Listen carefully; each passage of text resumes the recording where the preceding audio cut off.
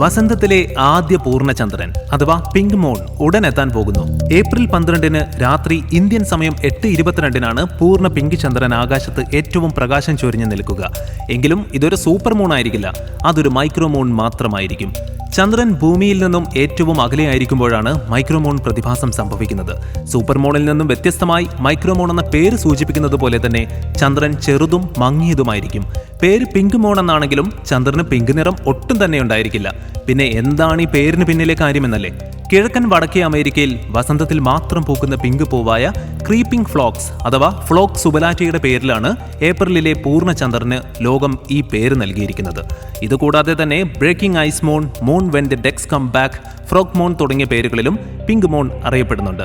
ഈ വരുന്ന ഏപ്രിൽ 13 ചന്ദ്രൻ അതിന്റെ അപ്പോജിയിൽ എത്തിച്ചേരും. സോ ഏപ്രിൽ 12 ഇന്ത്യൻ സമയം രാത്രി 8:22 കിഴക്കൻ ആകാശത്ത് നിങ്ങൾക്ക് പൂർണ്ണചന്ദ്രനെ കാണാൻ സാധിക്കും. പൂർണ്ണചന്ദ്രന് അടുത്ത് തന്നെ തിളക്കമുള്ള നക്ഷത്രമായ സ്പിക്കയും ഉണ്ടാകും. അങ്ങനെ പൂർണ്ണചന്ദ്രന്റെ ചില അത്ഭുതപ്പെടുത്തുന്ന മനോഹരമായ ചിത്രങ്ങൾ പകർത്താനും നമ്മുടെ നഗ്നനേത്രങ്ങൾ കൊണ്ട് അവയെ കാണുവാനും മനസ്സിലാക്കുവാനും സാധിക്കുന്ന ആ ദിവസം ആരും മറന്നു പോവണ്ട.